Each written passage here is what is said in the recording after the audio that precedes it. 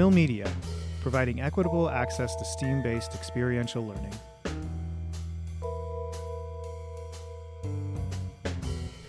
This is the Millin About podcast, and I'm Forrest. I'm Kacey. I'm Asher. Asher's here with us. Asher's one of the student workers here in the mill. And Asher, you do a lot of cool stuff with Legos. Well, I saw a thing on Reddit. My dad sent me a thing on Reddit. I'm not cool enough to be on Reddit. Where you can use a hole punch and punch holes in paper the same width as Legos, and then you can draw and scribble all kinds of little things on paper and then connect it with your Legos to make like a 2D, 3D mesh, like a little spiky monster. Yeah. Add some details to your Legos in a way that you couldn't normally. Yeah, it's super fun. Awesome. We've got this little guy here that Asher made. Oh, fun.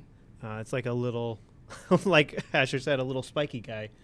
So the legs are paper and the tail and the eyes, but then it's just 4 kind of 2x4 bricks and a cone brick and a little 2x1 brick to hold the tail on.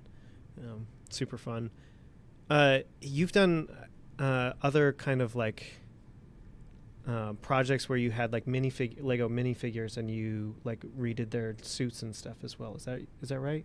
I think I've 3D printed a couple like Lego skeletons or kind of little interactive Lego bits, but I haven't gone as far as super customizing a lot of Lego stuff. Okay.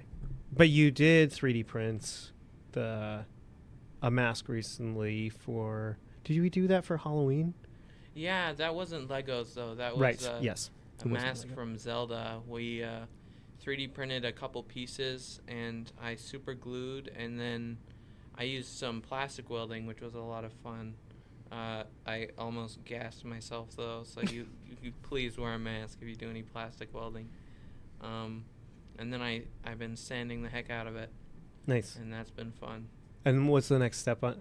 What is the mask that you made? It's from the Yiga clan in Legend of Zelda. Uh-huh. They're kind of the villains that you don't really take too seriously because they're pretty easy to beat, but they take themselves very seriously. Nice. I heard you talking about using like glue and 3D weld. Mm-hmm. But how do you determine which application is best for which adhesive? Well, I'm pretty new to using plastic welding, but I wouldn't really do it with the more toxic, quote-unquote toxic filaments. I think PETG is pretty dangerous, and a lot of them can be kind of actually harmful. So I was just using it with PLA because it has a relatively low melting temperature, so it was pretty easy. So you just you're taking the filaments and like an unprinted spool or something like that, right? And using that, you melt it and use that to like connect the two pieces as you... How are you doing your plastic welding? Well, the way I did it was I literally just took the 2 things I printed and ran a soldering iron across it. I think there are special welders, but another way you could do it, if I did it again, I might like bead with a 3D pen along the seam and then maybe try and melt that through. I did try and do it directly with a 3D pen, and it just wasn't hot enough. Maybe didn't stay hot enough long enough for you to connect the 2 pieces. Is that right? Or I just don't feel it doesn't feel as secure. It might be, but I see what you mean. Yeah. Nice. That's super cool. We've played around in the mill with using moved my mic around. Jeez. With you can 3D print like a little needle looking thing and then put it in a Dremel and insert it in the Dremel tool so it's spinning really fast, and you build up friction so that the PLA melts as you run it along the workpiece. I can't remember if you were helping us with that at one point or not. I found the same thing on Thingiverse Yeah. Okay. at the same time, but I didn't do it with you. I think that was you and Austin Yeah. figuring that out. Yeah, and we haven't figured it out yet because we haven't gotten it to the little needle things to print well.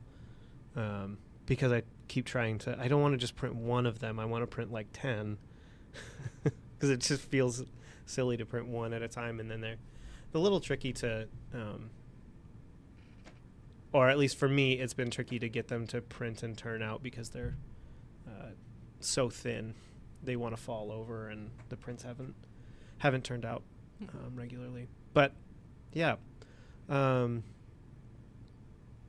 Asher, what are some of the other things that you've been making, or like you're a big advocate for the mill, and you've been in the mill quite a bit over the last. I mean, basically since we opened, I feel like you've been in pretty regularly. What are some of the things that you've had fun doing in the space? Well, one of the things I remember doing was I went online and I designed a Dungeons and Dragons little miniature, and I 3D printed that, and so I got this just little guy, and I did have to pay for the file because it was one of those services, but it was just really easy to conveniently pop over here. I have a 3D printer at home, but if you have a 3D printer, you know they're always breaking, so it was just nice to have a backup to pop. That's great. Pop in and make something. And you were helping us when we were early on. We were trying to figure out how to use our 3D scanner, right? I feel like that was one of the first things that we kind of worked on together. Was we were trying to 3D scan each other's heads. Yeah, is that right? Sweet. that thing's complicated. Yeah. We're still working on it. I've made it one of my personal goals to be able to figure that thing out. I bought a little Nintendo Amiibo, and I've been trying to scan it so that I can mess with the 3D model online. Yeah. That's super cool. Awesome. Yeah. So, yeah, I haven't had any use of like 3D scanners in my experience, but I did see a 3D scanner being used in this documentary I saw semi-recently. Some of my favorite people, the Newkirks, were 3D scanning this. It was like kind of like a little statue that was supposedly haunted, and they were trying to scan it so they could like keep it in their haunted museum and return like the real thing back to where it came from. And I thought that was fascinating because all the details were there. I mean, except for, if you see the show, not all the details were on this particular one, but you get like, it gets so accurate, and I wonder how that actually works. Yeah. What we were finding is it's hard to, with something that's big, it's hard to like, because the one that we have came with this little kind of Lazy Susan kind of spinning tabletop, but it's maybe 5 inches in diameter. Does that sound about right? It's pretty small, and we wanted to scan, human torsos, so and like make each other's faces and stuff. So we were kind of trying to walk around somebody and scan them. And it was hard to stay the right distance. Like, it needs to stay a consistent distance away from the object that it's scanning, and then it has a hard time with reflective things, I think it is. Earlier this week, when I was trying to scan the Amiibo, even though it was just a stationary little guy, well, not stationary, he was rotating very slowly so that we didn't have to move the scanner. It was really struggling with that, and we think it just really has a problem with backgrounds. So it never worked, but the closest it came to working was when we made like a little background out of paper, and then it was finally slightly able to pick up on the object. But so it sounds like we kind of need to build almost like having our photography background. Maybe we need to build some kind of box that it sits in to like limit what it can see in the background. That's what I was saying, but the other people I was doing it with just put a piece of paper in that seemed to work because Yeah. it is a 3D scanner, but it stays It's put. looking so at the same spot and the object is moving. Yeah, you really only need a background for it. Okay. Well, that's awesome. It sounds like a really quick fix. I think the other thing we needed to change was we couldn't get the right angles, so maybe taking the software and putting it on a laptop so that you could move it around and get a good little setup going, that would work. But we didn't have the laptop that the software was on, and it was all locked up. So Gotcha. Is it like linked to like your webcam or something? Like how is your scanner like working? it's linked directly to the computer, but it's got its own cameras. So I've seen apps on your phone that you can 3D scan things with, but this is a more advanced setup that should be able to do it more accurately if you can figure out how the freaking thing works. Yeah, that's kind of been my experience with it as well, is like figuring out the software side of it is feels like that's a learning curve, and figuring out how do I need to set up the situation to do the scan accurately. Yeah, I know another thing that you learned today and started making today was buttons. How was you did button making for a local middle school today. What'd you think of the button maker and button making? It was a lot of fun. It was pretty finicky, but after I finished making those buttons, I took a little bit of a long bathroom break to talk to some friends and try and convince them to come to the mill later.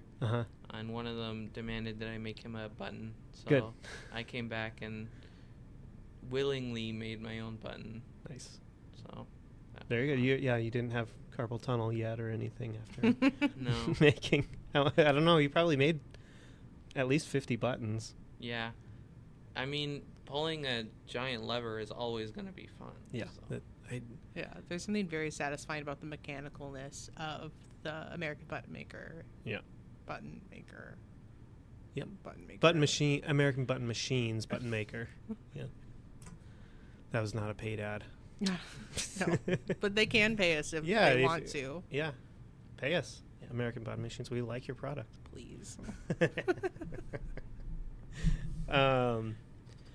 Anything, Kacey, like recently that you're excited about making? Recently excited about making. I think I'm going to start doing some logo work, making a little logo for our mobile maker space, and we're hoping in a future episode we'll be able to get Kelsey, who runs our mobile maker space, on here to talk about what she's doing. Otherwise, it's like a lot of podcasting and photo editing and stuff like that. But recently found out that, well, I think it's like that lack of just being too excited to actually start using a piece of equipment and neglecting to read the instructions for how to actually use it. Yeah, and we have a couple of Sony ZV-1 cameras in our fleet of equipment, and I found out that we can like record vertically, like reels on it. So I've been kind of or TikToks, I guess, depending on your generation. So I'm working on filming those and kind of getting into that short form mindset.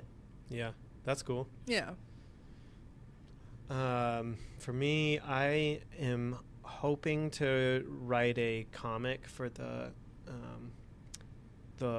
school newspaper about the commuter. Yeah, for the commuter. I think I just it's said a Friday afternoon. It's been a long week. It has been for the commuter. Just kind of highlighting different pieces of equipment in the mill and projects that people are doing. So it's fun to be kind of figuring out what that might look like, and have an excuse to draw some more comics. You said you were gonna work in Procreate for your comics, yeah. right? Is yeah. it because it's like a faster medium for you, or I guess that's what I would think for me personally if I was going to use Procreate, but like what was your thinking behind using that programming? Yeah, it's nice because when I've done comics in the past, I do like a pencil version, and then you ink over top. But what that requires is, like, after you ink, you have to erase all your pencil lines, and I tend to get like really vigorous when I'm trying to move fast and erase all the pencil lines, and sometimes that ends up in wrinkled or ripped paper. And sometimes the pencil lines don't all come out, and then you have to get a good scan, and then you have to clean up that scan even if it is a good scan. So working directly in Procreate just cuts out all of those steps, and it'll allow me to draw straighter lines when I want to draw straighter lines. And I've also gotten into recently basically using Procreate to trace photos, to do drawings that look more realistic and stuff, and play with that. I'm experimenting with, can I do that in a way that doesn't just end up looking like something that the computer could have done for me? Sure, yeah. And so I'm playing with that. And then I was also inspired by, I had COVID recently, and one of the things that I did while I was doing nothing was watch this British show called Make It at Market. And they're one of the artists on that show. The show is about like kind of amateur artists, makers, coming to a place where there's a professional in their field who gives them advice about how to make this into more than just a hobby. And one of the makers on that was an artist who does like paintings and illustrations and such digitally in Procreate, and then gets prints made and then does a physical side to it on top, so that it's not just a digital image that gets printed. And I was really inspired by that, so I'm curious to play around with that idea a little bit more too. That reminds me of people that like will go to Goodwill and they get like, the $6 framed painting print, and then they'll go and like add to it. Yeah. I'm thinking of someone very specific on Instagram, and I can't think of their name, but they'll go and be like, it's like a Disney movie or something, or like, a very famous cartoon, and they'll like be like, oh, this is going to be like a Snow White painting, and then they'll do a whole scene or something, for example. Yeah. That's super cool. Yeah, I've done like really like low end versions of that. Like, I found a postcard one time that had like kind of a tropical-ish forest scene, like jungle-ish kind of scene. And then I just drew a bunch of like little monsters who lived in that spot, and that was really fun. But I did it really fast, so every time I see it, I'm like, I really like that, but I also wish I did it better. Yeah. So I've been trying to make the logo for our ROV club at the school, and I just can't figure out how to do stuff digitally. So if you could give me a hand with Procreate, I would thank you greatly. Yeah, well, that would be I'd love to. And Austin's deep into the Procreate rabbit hole too. And Kacey, you haven't really done it. I haven't done Procreate, but I'm pretty well versed in Photoshop and Illustrator. Yeah, you need to come and play with Procreate, because it's like, I need an iPad. It's well, we've got the Mills ones that we can use. Okay. Cool.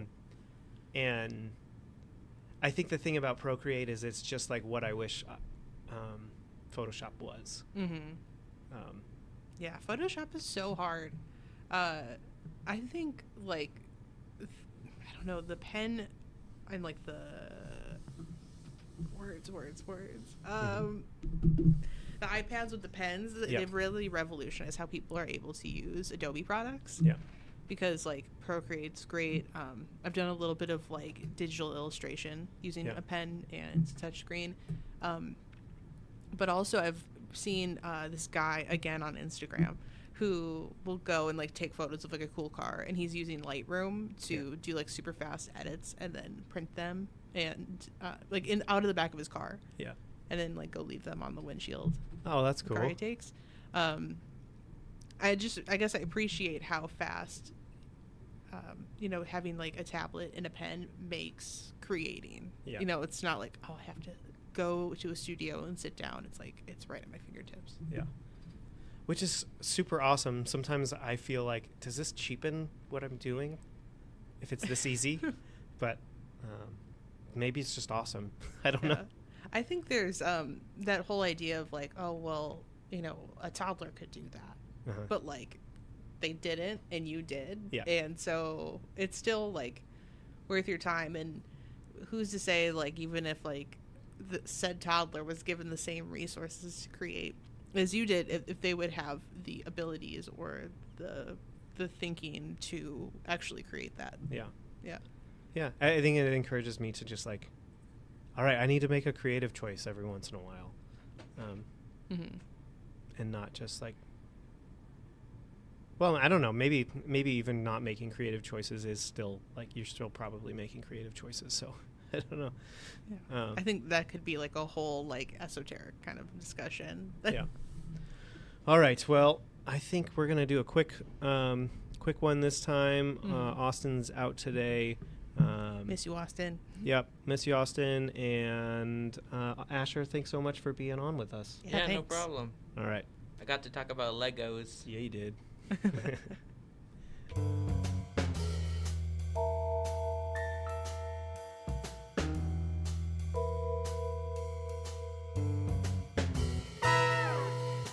This has been a production of the Mid-Valley STEM-CTE Hub. Find us on the web at www.midvalleystem.org/mill.